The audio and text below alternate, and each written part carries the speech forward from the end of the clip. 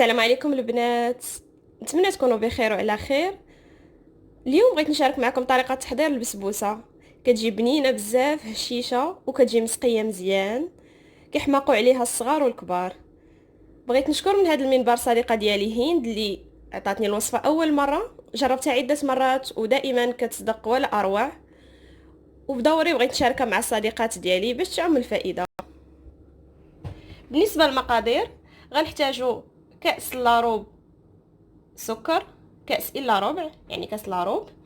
غنحتاجو كاس لاروب حليب، غنحتاجو نصف كاس زيت، غنحتاجو جوج بيضات، نفس الكاس اللي عبرنا به سنيده والحليب والزيت. غادا نحتاجو كاس حتى كاس وربع حتى الكاس ونص ديال السميد الرقيق او الفينو. غنحتاجو الخماره ديال 8 غرام. غنحتاجو كذلك الفانيلا. بالنسبه للبنات اللي بغاو ينسموها اكثر يقدروا يحكوا قشره ديال الحامض او قشره ديال الليمون عليها، كتجي لذيذه اكثر. غنخليكم مع طريقه التحضير ونرجعوا. فبالنسبه لطريقه تحضير البنات فهي جد سهله. غناخذوا جوج بيضات، غنضيفوا ليهم السنيده وغنضيفوا ليهم الزيت،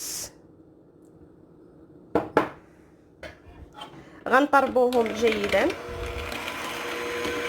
بالنسبه للبنات اللي بغاو يستعملوا الطراب اليدوي فيكون احسن، حيت ماشي صعيبه في الخدمه ديالها. انا مع الاسف تخسروا لي داك السنينات ديالو ما بقاش خدام، فغنخدم الطراب اليدوي غيكون تا هو اسرع. كنخلطوا مزيان المقادير ديالنا.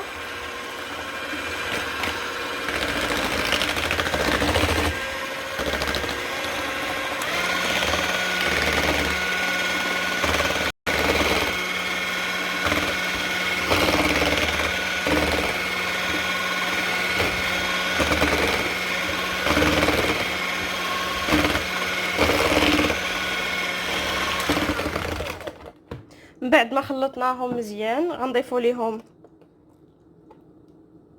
الحليب وغنضيفوا الفانيلا وغنعاودوا نخلطوا هاد المقادير معاهم.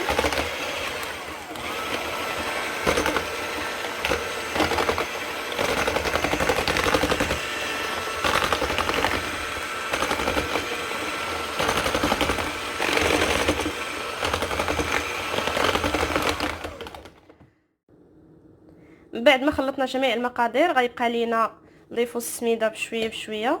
كيف ما قلت لكم تقدروا تستعملوا السميده الرقيق، تقدروا تستعملوا الفينو فكيطلع بهم زوين. ما تضيفوهاش مره واحده، ضيفوا بشويه بشويه باش تعرفوا على حساب نوع التسميد اللي عندكم رقيق واش كيهز بزاف واش كيشرب واش لا. غنبدا نخلط بشويه بشويه.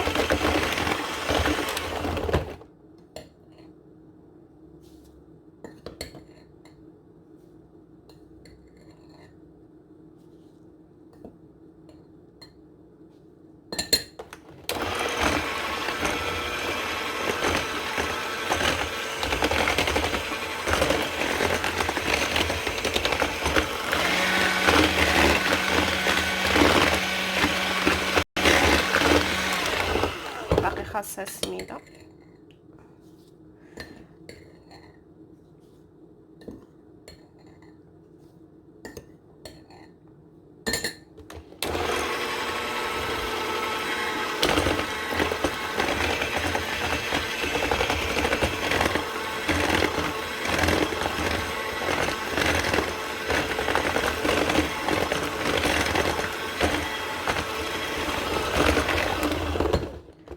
كتشوفوا راه باقا جاريه، باقي خاصها السميده.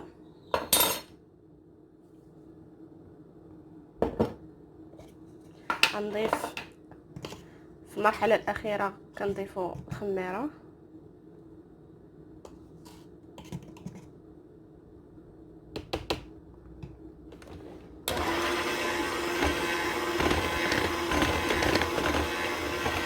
كنضيفوا الخميره حتى المرحله الاخيره حيت ما خاصهاش نخلطوها بزاف باش يبقى عندها المفعول ديالها.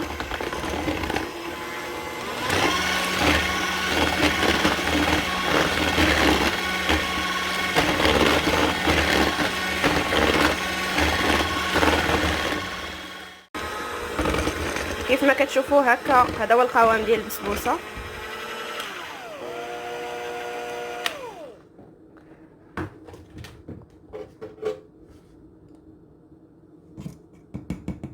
هذا هو القوام ديالها. من بعد ما خلطنا المقادير كامله ديالنا، فدابا غادي نحتاجو مول اللي كيدخل الفران، اما المول ديال الزاج اولا المول ديال الحديد. فانا متوفر عندي المول ديال الزاج كيف ما كتشوفوا. دهنته بالزبده، درت عليه سميده رقيقه نفس السميده اللي درتها في الخليط ديالي، وغادا نكب الخليط ديالي كامل.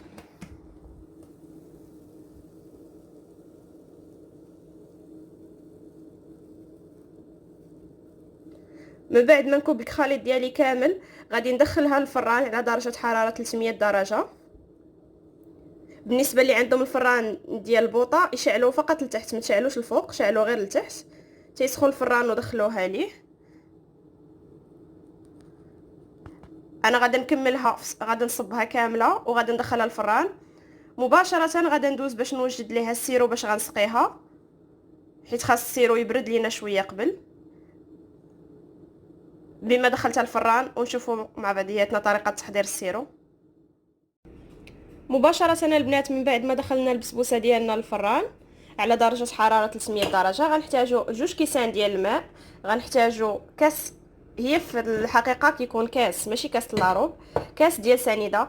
انا كنقص السكر كندير غير كاس لاروب وكتجي زوينه. وكنحتاجو الطريف ديال الحامض او الليمون على حساب اللي متوفر عندكم. فغادي نديرو 2 كيسان ديال الماء ديالنا، غنزيدو عليهم السنيده وغنحطوا عليهم طريف ديال الحامض وغنديروهم فوق البوطه مده 10 دقائق حتى يذوب لينا السكر، ونطفيو عليهم ونخليهم يبردوا. كيف ما كتشوفوا معايا البنات انا غادي نطل على الكيكه ديالي. ها هي كيف ما كتشوفوا صافي راها وجدات، خدات اللون محمر بارك عليها. غنخرجها من الفران وكيف ما قلت لكم مباشره خاصني نسقيها بالسيرو اللي وجدت ليها. متخافوش من الماء، راها كتشربوا في البلاصه كيف ما كتشوفوا. ديروا ليها داك 2 كيسان ديال الماء كاملين. انا هنا كنسقيها بشويه بشويه، ولكن راه غندير كيسان بجوج، ما تكبوهش في خطره واحده، ولكن حاولوا توزعوه على جميع الجوانب كيف ما كتشوفوا.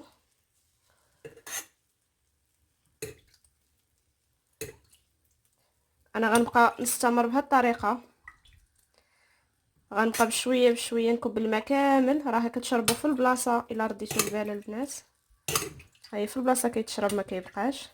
انا كنفضل ما نكبوش كامل، نبقى بشويه بشويه. وما تخافوش منه في الاخر، واخا ما تشربوش في البلاصه راه شويه وكيهبط. هذا هو السر باش انا البسبوسه كتجي كلها مفشفشه وكتجي رطبه وكتجي مسقيه مزيان. نتمنى الوصفه ديال اليوم تعجبكم. انا غادي نستمر بهذه الطريقه حتى نكمل 2 كيسان ديال الماء ديالي كاملين. بالنسبه للتزيين فكيبقى على حساب الاختيار وعلى حساب شنو عندكم في الدار. تقدروا فقط من بعد ما تسقيوها وتخليوها تبرد تخدموا بها، يعني تاكلوها تحطوها للضياف ديالكم. تقدروا تزوقوها بشويه ديال الكوك من الفوق، تقدروا ديروا لها شويه شوكولا على حساب اش متوفر عندكم. انا غادي نساليها وغادي ندير فيها شويه ديال الكوك من الفوق، ونتلاقاو باش نشوفوا الشكل النهائي ديالها.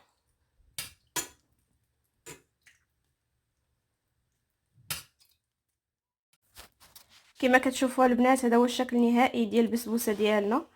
راه كتجي بنينه بزاف وكتجي مسقيه مزيان. من بعد ما تخرجوها من الفران مباشره غتسقيوها بالسيرو. راني درت 2 كيسان ديال السيرو ديال الماء كاملين، السيرو اللي صايبته استعملته كامل ما خليت منه والو. راها كتشربوا وكيهبط لتحت باش كلها كتجي رطبه. غنوريكم الجوانب ديالها. هذا هو اللون اللي كتكون خداته من بعد ما كتطيب.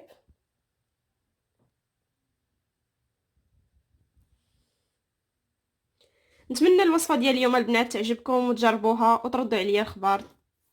تهلاو فراسكم والى فيديو قادم ان شاء الله. مع السلامه.